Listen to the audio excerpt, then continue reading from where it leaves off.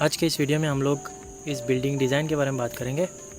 तो इस बिल्डिंग को हमने AutoCAD 20 में बनाया हुआ है। बहुत ही ज़्यादा सिंपल सा और एक मॉडर्न टाइप में इसको डिज़ाइन किया हुआ है। तो इसको मैं आपको एक्सप्लेन करता हूँ। और इस वीडियो में मैं दो सेक्शन किए हैं, 2D सेक्शन और 3D सेक्शन। 3D सेक्शन में हमने इसको एक्सप्लेन करना है, इस 3D बिल्डिंग को, 3D डिज़ाइन को एक्सप्लेन करना है। तो यहाँ पर आप कंपाउंड देख सकते हैं। कंपाउंड भी बहुत ही ज़्यादा सिंपल सा और मॉडर्न टाइप में बना है। बिल्डिंग का ही कॉम्बिनेशन के हिसाब से हमने कंपाउंड भी डिज़ाइन किया हुआ है। ओके, तो आपको मैं इसके इंटीरियर वॉल्स बता देता हूँ किस तरह से हमने डिज़ाइन किए हुए हैं। तो उसके लिए मैं यहाँ पर इसमें एक फंक्शन है, तो Z कोऑर्डिनेट्स, उसके लिए मुझे कंट्रोल Y प्रेस करना होगा, जिससे आपको इंटीरियर वॉल्स किस तरह से हमने बनाए हैं, जिसके अंदर फर्नीचर्स वगैरह यहाँ पर हमने प्रोवाइड किया हुआ है, वो सब आपको दिखेगा। ठीक है, तो सबसे पहले मैं Z कोऑर्डिनेट्स यूज़ करता हूँ और जितना चाहिए उतना मैं वॉल को स्लाइस कर लेता हूँ, जिससे आपको समझने में थोड़ी आसानी हो जाएगी। ठीक है, तो मैं इसको फाइनलाइज़ कर देता हूँ। अभी ये आपको अच्छे से दिख रहा होगा। ठीक है, तो सामने की तरफ आपको एक गार्डन दिख रहा होगा। तो बहुत ही छोटा सा गार्डन हमने बनाया लॉन्च के हिसाब से। इसका जो साइड का एरिया है उसको मैं थोड़ी देर में आपको बता दूंगा। तो आपको सामने की तरफ एक कारपोर्च दिखेगा और यहाँ पर आपको एक वरांडा दिखेगा। ठीक है, वरांडा से हमने स्टेयरकेस दिया है फर्स्ट फ्लोर जाने के लिए या फिर टेरेस पे जाने के लिए।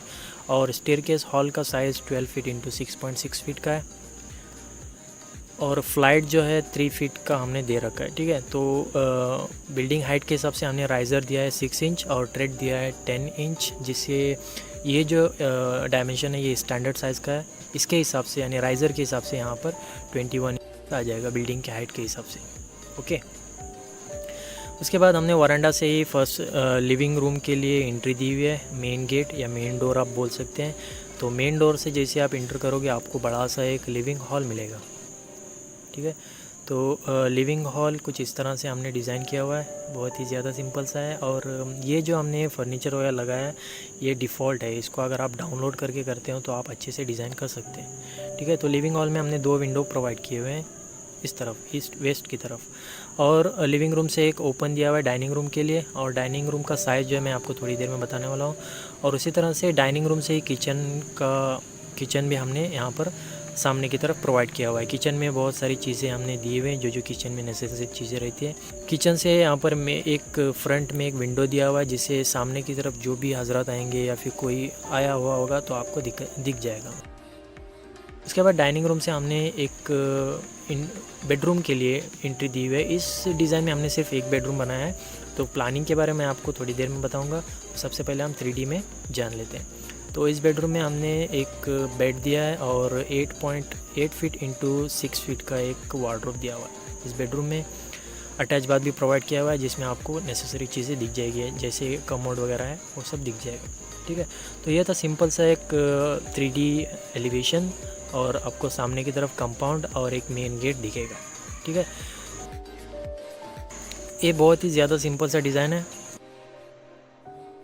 अभी हम बात करेंगे फ्लोर प्लान। तो फ्लोर प्लान कुछ इस तरह से, ये है हमारा साइट एरिया 60 बाय 40 यानी 40 बाय 60 का साइट एरिया है, और इसमें हमने 30 बाय 40 का डिज़ाइन बनाया हुआ है। इसमें यहाँ पर आप देख सकते हैं प्रपोज कंस्ट्रक्शन, और हमने यहाँ पर क्रॉस मार्क या हैचिंग वगैरह किया हुआ है जहाँ पे हमको बिल्डिंग कंस्ट्रक्ट करना है। ठीक है, तो ये बिल्डिंग हमने साउथ फेसिंग बनाया है, और वेस्ट की तरफ 5 फीट, ईस्ट की तरफ 5 फीट, नॉर्थ की तरफ 6 फीट, लगभग 6 फीट, और साउथ की तरफ हमने 14 फीट का सेटबैक छोड़ रखा है। उसके बाद ये कुछ इस तरह से डिज़ाइन है जिसको मैं आपको एक्सप्लेन करता हूँ। इसका ग्राउंड फ्लोर एरिया जो है 1062 स्क्वायर फीट है, और इसकी कॉस्टिंग की बात करते हैं तो लगभग 12 से 13 लाख तक इसका बजट आ जाएगा। ठीक है, तो मैं इसका डायमेंशन के बारे में आपको बता देता हूँ फटाफट से। तो यहाँ पर आपको कारपोर्च मिलेगा 10 फीट इंटू 12 फीट का, और वरांडा मिलेगा आपको 5 फीट वाइड वरांडा मिलेगा। उसके बाद स्टेयरकेस हॉल बिल्कुल साइड में ही, यानी सामने की तरफ स्टेयरकेस हॉल दिया हुआ है 6.6 फीट का। उसके बाद हमने यहाँ पर 2 विंडोज़ प्रोवाइड किए हुए हैं। वरांडा से सीधा लिविंग हॉल के लिए आपको एंट्री मिलेगी 14 फीट इंटू 19.6 का एक बड़ा सा लिविंग हॉल मिलेगा आपको, ठीक है। तो लिविंग हॉल से ओपन डोर दिया है जिससे आप डाइनिंग रूम में जा सकते हैं। डाइनिंग रूम का साइज़ 13.9 इंटू 11 फीट है और किचन यहाँ पर डाइनिंग से ही मिलेगा 13.9 इंटू 8 फीट का। उसके बाद हमने डाइनिंग रूम से ही बेडरूम प्रोवाइड किया हुआ है 14 फीट इंटू 11.3 का, और बेडरूम में हमने अटैच बाथ प्रोवाइड किया है 6.9 इंटू 5 फीट का, और साथ ही साथ हमने कॉमन बाथ भी दे रखा है डाइनिंग रूम से, ठीक है। तो अगर आप इस बिल्डिंग को लोड बेरिंग वॉल में बांधना चाहते हैं तो यहाँ पर आपको लोड बेरिंग वॉल की मार्किंग मिल जाएगी। और उसी तरह से हमने वर्जन 2 भी बनाया हुआ है इसका।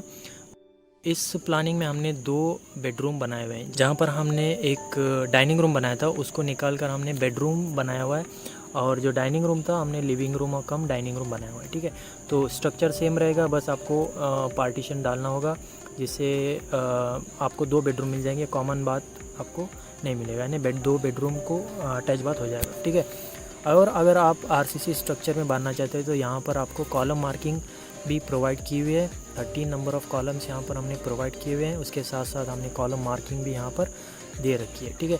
तो कॉलम ग्राउंड फ्लोर रहने की वजह से हमने 9x9 के कॉलम दिए। अगर आपको फर्स्ट फ्लोर और ग्राउंड फ्लोर, फर्स्ट फ्लोर बांधना हो, G+1 बांधना हो तो आप अपने इंजीनियर से कंसल्ट कर सकते हो। सो गाइज़, ये था हमारा एक 30x40 बिल्डिंग का डिटेलिंग। आई होप कि आपको ये वीडियो अच्छा लगा होगा।